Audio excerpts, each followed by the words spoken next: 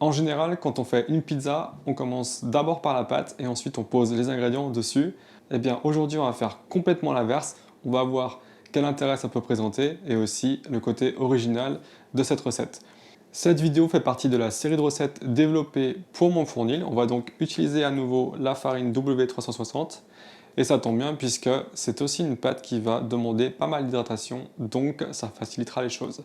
Je vous laisse tout de suite avec la recette. Pour ceux qui connaissent la façon de pétrir, vous pouvez naviguer la vidéo pour aller un petit peu plus loin dans les étapes. Bon visionnage. Pour la préparation de cette pâte, on va faire simple. Ici, j'ai 330 g de farine W360 dans laquelle je verse mes 6 g de sel,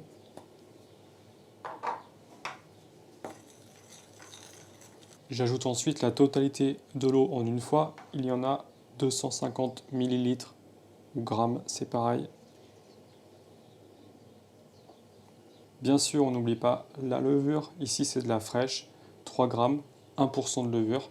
Si vous avez de la sèche instantanée, ce sera 1 g.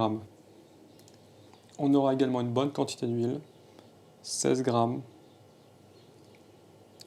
Ça représente à peu près 3 cuillères à soupe. Bien sûr, vous pouvez peser pour plus de précision. Une fois que tous les ingrédients sont réunis dans le bol, on peut tout bêtement mélanger. C'est une pâte très hydratée, donc on va principalement faire un mélange grossier. Et après, on fera d'autres opérations qui amèneront la pâte à une bonne tenue, un bon développement du réseau de gluten. N'oublie pas d'aller bien chercher en dessous la farine sèche pour l'hydrater. On termine rapidement la première intégration des ingrédients à la main. Il faut simplement se saisir de la pâte assez rapidement pour pas qu'elle ne colle trop au doigt. Et ensuite, la rabattre sur elle-même. Et on fait tourner également le récipient pour travailler tout autour de la pâte.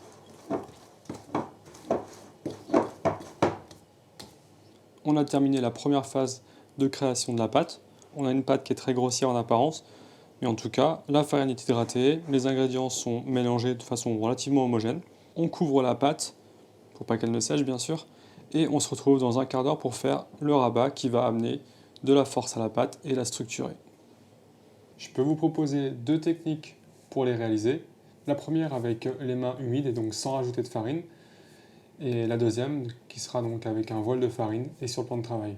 Je vais commencer par vous montrer celle avec les mains humides et après on verra l'autre technique si jamais vous vous sentez plus à l'aise avec l'une ou l'autre. Avec une main qu'on aura passée sous l'eau froide de préférence, on va tout simplement faire des gestes assez vifs, mais comme tout à l'heure pour la fin de la première partie du pétrissage, on va tout simplement passer en dessous, relâcher la pâte pour qu'elle s'enroule sur elle-même par-dessous. On fait quelques tours dans le bac jusqu'à avoir un aspect de pâte qui est un peu plus lisse et déjà on voit qu'elle commence à moins coller qu'auparavant. À nouveau, on couvre. On laisse encore 15 minutes et ensuite je vous montrerai la technique avec un voile de farine. Et pour faire ce fameux rabat avec la farine, je mets ça de côté pour l'instant. On met un voile de farine sur le plan de travail. Ensuite, on peut sortir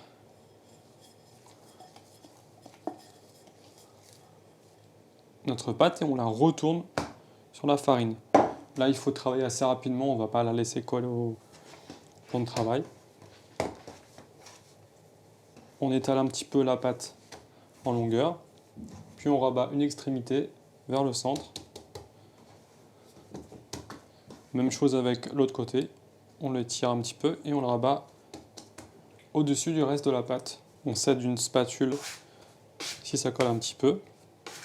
Et au besoin, on remet un petit voile de farine. On aplatit un petit peu la pâte pour réaliser un rectangle et on refait les mêmes opérations que précédemment. Donc on rabat la pâte d'un tiers, puis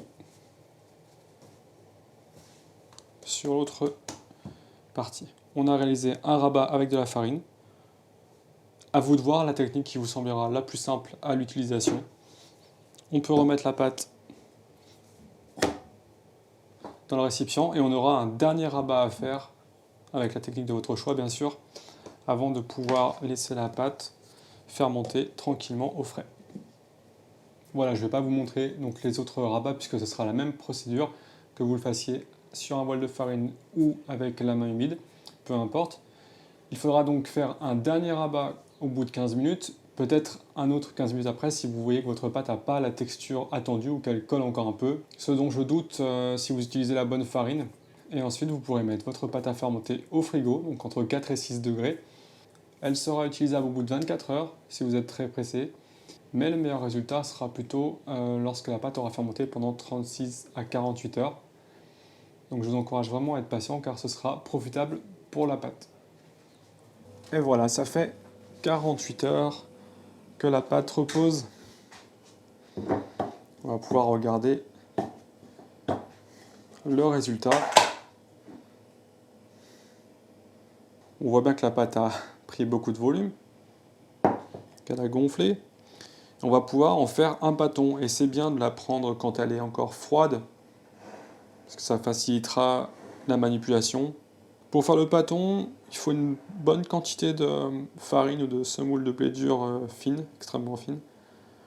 On peut commencer par tout simplement passer rapidement les doigts sur le bord du bac pour libérer un petit peu la pâte. Voilà. Et ensuite on va retourner au-dessus de la farine. On peut continuer à aider un petit peu pour forcer l'air à passer sous le bâton et le libérer. Voilà. Et une fois qu'il est dans le plat, on va tout simplement saisir deux extrémités comme ça et les ramener au-dessus. Après, on fait la même chose avec les deux autres côtés de la pâte. On ramène dessus. Et une fois qu'on a fait ça, après, on saisit les pointes et on les rejoint également en haut. Deux autres pointes, on les rejoint. Et après, il s'agit juste de continuer donc à faire ceci jusqu'à avoir un pâton qui sera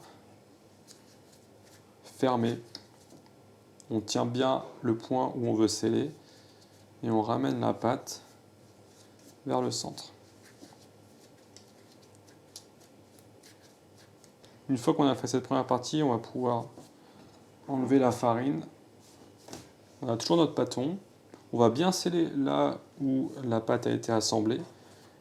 Et ensuite, on va rabattre cette partie au-dessus vers le bas.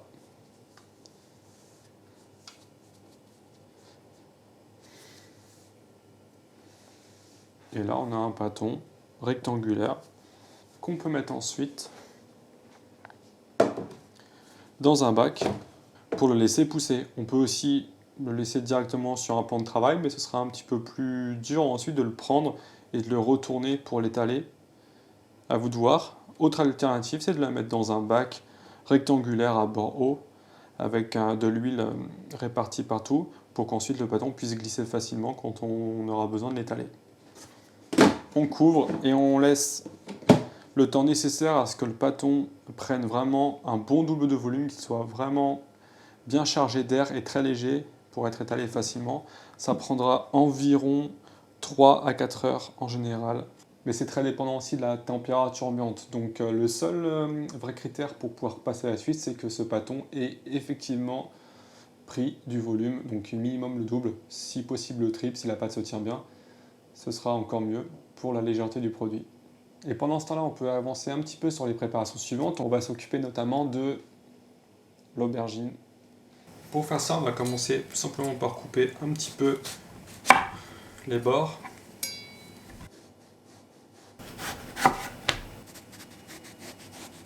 On répartit du gros sel partout. Et on dépose nos tranches d'aubergine par-dessus.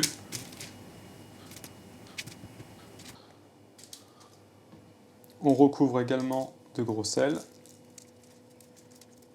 On met les tranches restantes s'il y en avait, s'il y en a trop.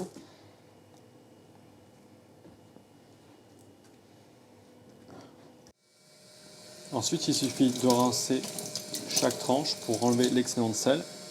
et déposer sur un torchon sec et propre afin de les sécher. Une fois que la pâte sera prête à être étalée, on va tout simplement mettre une feuille de papier sulfurisé sur cette plaque, puis déposer les tranches d'aubergine qu'on aura préalablement badigeonnées d'huile d'olive sur une seule face. Cette face huilée sera à mettre en contact directement avec la plaque. Une étape optionnelle, si vous le désirez, c'est de badigeonner l'autre face des aubergines avec un petit peu de concassé de tomate afin d'ajouter une note sucrée au produit final. Soyez prudent cependant si vous choisissez cette option, ne mettez pas trop de sauce car l'excédent de vapeur créé lors de la cuisson pourrait gêner le bon développement de la pâte. La suite, c'est bien sûr d'étaler la pâte qui est prête. Donc la prise de volume est vraiment importante. Et si on appuie dessus, on voit qu'elle remonte tout doucement. Là, elle reste même un petit peu marquée, donc c'est qu'on est bon, on peut l'étaler. Et là, on va simplement retourner le bac rapidement. À nouveau, on farine le dessus du pâton. On va commencer à étaler à l'extérieur de la pâte, puis revenir vers l'intérieur. Un conseil, si vous voulez que le produit soit vraiment léger à la fin, il ne faut vraiment pas faire trop de manipulation. Il faut essayer de l'étaler donc en peu de gestes et après terminer tout simplement sur la plaque. Comme ça, on pourra l'étirer. Ça lui donnera une structure particulière qui rend la pâte très friable et agréable à manger. On commence sur les côtés, tranquillement. On revient au centre. On met le bras à côté de sa pâte, de façon à pouvoir la transférer sur la main comme ça. On soulève, on enlève l'excédent de farine, on prend avec l'autre bras, on enlève à nouveau l'excédent de farine. On amène la plaque et on va déposer la pâte par-dessus les aubergines. Et maintenant, il suffit simplement de recouvrir, de terminer l'étalage de la pâte. L'objectif, c'est vraiment d'avoir une épaisseur la plus homogène possible. Comme ça, il n'y aura pas un côté qui va bien cuire rapidement et l'autre qui aura un petit peu du mal à atteindre le même niveau de cuisson. Et ça va créer des zones qui seraient peut-être un peu pâteuses. Et pour terminer, il y a quelque chose qu'on va faire qu'on ne fait jamais sur une teglia classique. C'est simplement donner des petits coups comme ça. On peut terminer rapidement par un petit filet d'huile d'olive. Et on peut mettre en cuisson pour 8 minutes. Alors pour ceux qui ont un effet Uno ou un four pour lesquels on peut régler indépendamment la voûte et la sole, je mets à 250 en voûte et à 300 en sol. Dans un four classique, on va mettre à 250 ou 270, 280 pour certains, le maximum en tout cas. Et on enfourne pareil pour 8 minutes, mais tout en bas du four, si possible même directement au contact du fond du four. Et ensuite, on pourra la ressortir pour la deuxième phase de cuisson. Allez, passé les 8 minutes de cuisson, on va pouvoir sortir cette plaque. Donc là, on voit qu'on a une belle petite coloration déjà. Et normalement, en dessous, les aubergines ont bien cuit. Et elles seront un petit peu saisies, si tout se passe bien. On va utiliser une grille et retourner la plaque grâce à ça.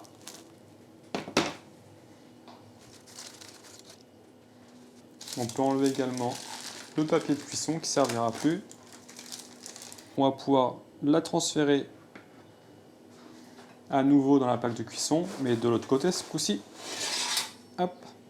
Et maintenant on va mettre la mozzarella.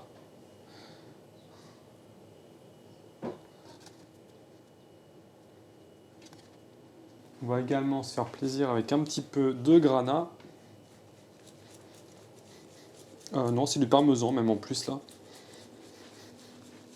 Et maintenant on remet ça au four pour 4 à 5 minutes, le temps que la mozzarella fonde et qu'elle commence tout juste à gratiner ou faire des bulles. Même température, et pour ceux qui sont à la maison, vous allez enfourner en haut du four ce coup-ci. Après les 4 minutes supplémentaires, la pizza est maintenant cuite, on va pouvoir la sortir. Hop. Donc voilà ce que ça donne, on a une belle cuisson de la pâte qui est d'apparence croustillante, on va pouvoir vérifier ensuite si c'est bien le cas. La mozzarella a eu le temps de fondre. Mais la petite touche finale que moi je conseille pour cette pizza, c'est un pesto. J'ai préparé un pesto maison épicé, pimenté, et on va pouvoir badigeonner un petit peu par-dessus. Ça donne une petite touche brillante en plus, et c'est vraiment appétissant pour le produit final, sans parler bien sûr du goût. Alors je sais pas ce que vous en pensez, mais c'est plutôt appétissant. Et la texture est différente d'une teglia classique, cuite avec la pâte d'abord et les ingrédients. Du coup, c'est vraiment un bon produit. Ce que je vous propose, c'est de couper une part pour se rendre compte du résultat.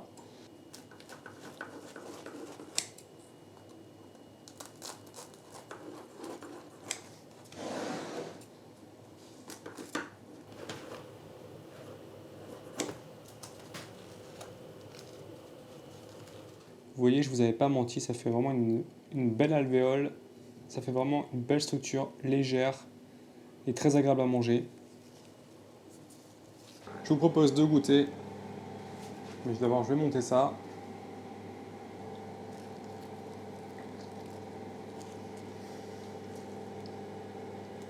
Alors, c'est vraiment extrêmement léger à manger. C'est très agréable du coup. Il y a un bon jus de texture et de saveur entre l'aubergine, le petit fond de tomate, la mozzarella bien sûr et le pesto qui viennent donner une richesse gustative assez intéressante. Donc vous avez vu que c'est un produit très original et qui a beaucoup d'avantages, notamment le fait que ça peut très facilement se réchauffer si vous voulez ne pas tout manger le jour même. Ça se conserve également très bien au frigo ou au congélateur pour plus longtemps. Et quand vous voulez passer au four directement sur la sole pour 2-3 minutes, ça retrouve le croustillant et la légèreté telle que vous l'aviez quand elle était fraîche. Évidemment, au moment où j'ai filmé cette recette, les aubergines ne sont pas vraiment de saison, mais c'est un ingrédient que je maîtrise assez bien en cuisson, donc je voulais vous montrer ça et que vous pourrez le faire quand ce sera la saison. Notez également qu'on peut le faire avec différentes choses. On peut mettre des champignons de la même façon en dessous, ou bien des courgettes. Ça marche aussi avec des pommes de terre coupées très finement. Bref, les options sont assez larges, à vous d'expérimenter avec ce qui pourrait vous tenter. Tout ceci étant dit, j'espère que la vidéo et la recette vous ont plu. Pour la prochaine recette, je pense que vous serez à nouveau surpris. Ce sera quelque chose qu'on n'a pas l'habitude de voir. Donc, si vous n'êtes pas abonné, eh bien, faites-le et activez les notifications. Comme ça, vous ne passerez pas à côté de cette recette. Pour les autres, on se retrouve prochainement. D'ici là, amusez-vous bien en cuisine. Ciao!